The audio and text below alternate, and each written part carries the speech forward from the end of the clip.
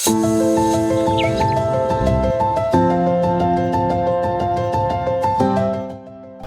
আমি সিঙ্গেল না। হ্যাঁ, বিয়ে তো এমন তো কেউ নাই, আমি তো এখনো ছোট। নতুন বছরে আপনারা নিজেদেরকে ঠিক কোথায় দেখতে চাচ্ছেন?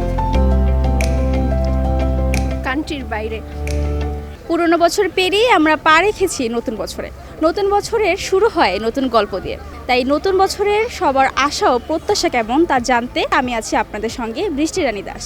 বছরে আপনার কি প্রত্যাশা? পরিবার নিয়ে তো আমি তো ম্যারিড না, আনম্যারিড। পরিবার বলতে তো বাবা মাও আছে। হ্যাঁ, বাবা মা আছে।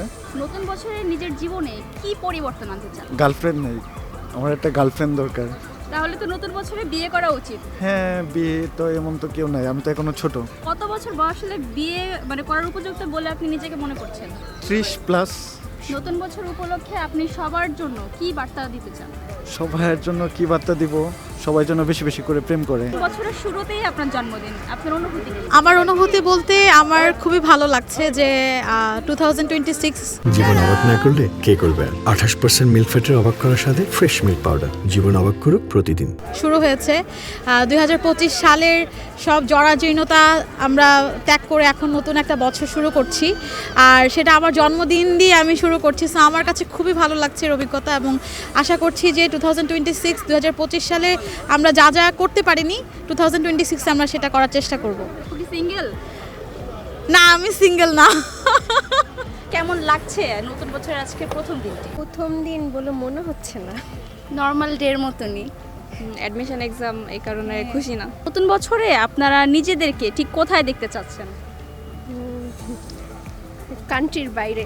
পুরনো বছরে কি কিছু হারানো হয়েছে যেটা নতুন বছরে ফিরে পেতে চান?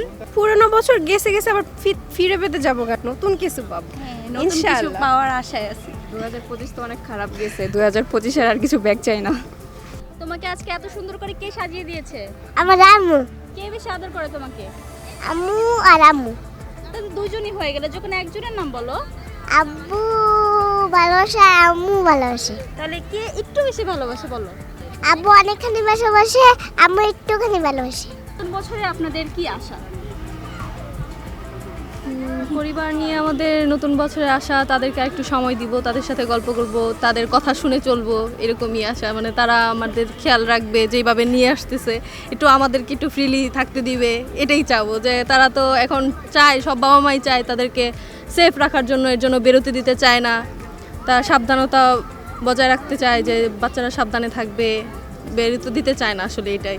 আর আমরা চাই যে না, আমরা ফ্রিলি ঘুরবো, তারা আমাদের সব কিছুতে পারমিশন দিবে, তারা কিন্তু দিতে চায় না। এই জিনিসটাই আমরা চাবো যে তারা যেন আমাদেরকে একটু ছাড়ে, একটু বিশ্বাস করে আমাদেরকে বাইরে যেতে দেয়, এরকম।